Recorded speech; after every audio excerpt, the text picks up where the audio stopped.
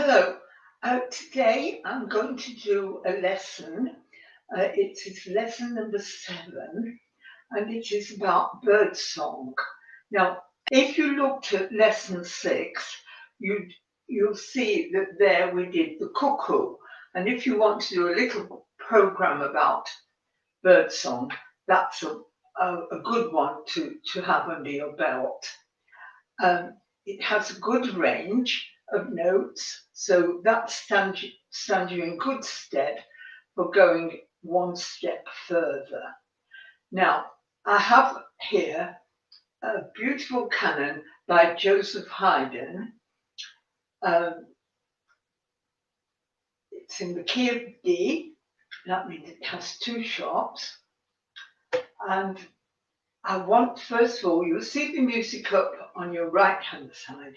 I want, first of all, to look at the descant part and the tenor part, which are both the same, excepting the tenor is an octave lower. And so I want to look at the first 4 bars. And they're mostly in 2 count notes, like this. 1, 2.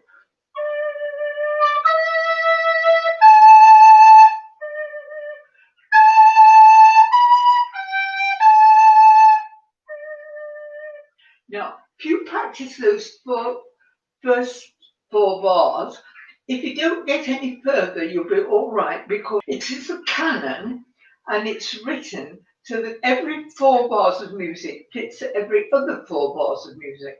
So if you keep playing those 4 bars over and over again, it will fit in with what everyone else is doing. So that's a good start, so you can do that. So we'll now look at bars 5, 6, 7, and 8. Now, when you get to bar 8, you've got a C sharp. This is a key or a set of notes with 2 sharps, an F sharp, which we've done a lot, and a C sharp. And it's this low C sharp.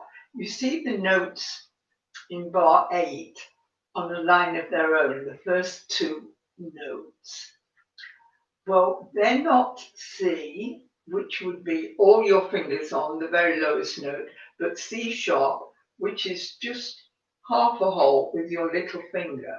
That is, you've got 2 little holes there, and you cover the right-hand hole. Now, on a tenor recorder, you may not be able to do that. So what I suggest you do, if you've got a C sharp, as here, in this piece, play an E instead. So in bar 8, it would be E, E, E, D. The descant can do that as well, but the descant should be able to play the C sharp. So I'll go from bar 5 to bar 8. In bar 6, watch the time there. 1, 2, 3, 4. On count 2, you've got the dot. The dot comes on bar count 2. 1, 2, 3, 4. Right. Okay, so watch that.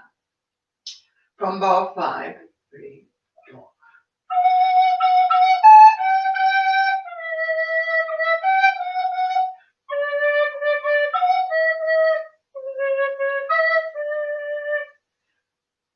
Then it's very similar. Where underneath the figure 3, you've got, that is at bar 9. You've got this same rhythmic figure.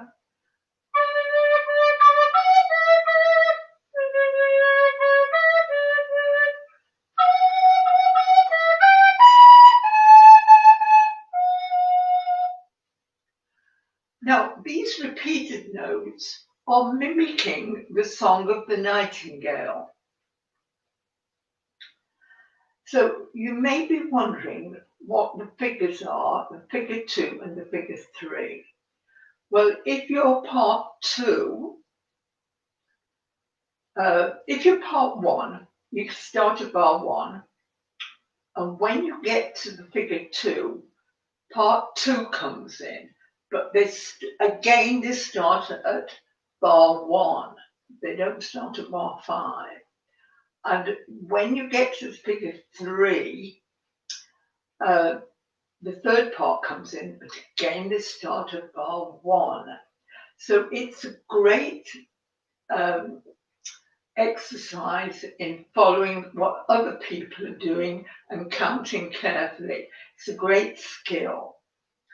So I'll go from figure 3 again. Right, okay.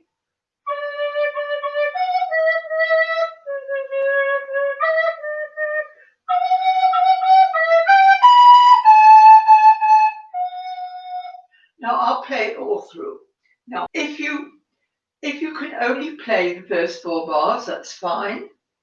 If you can play the first 8 bars or any 4-bar section, it will fit with what other people are doing, assuming they're doing it correctly. So that's great. So let's do it all the way through. After 3, 4. 1, 2, 3, 4.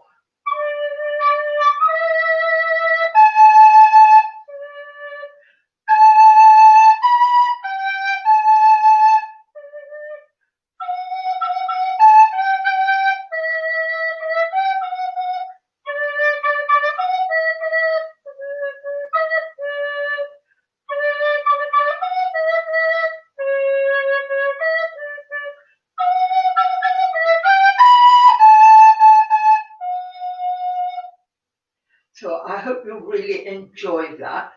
The old word for bird song, for bird singing, is record.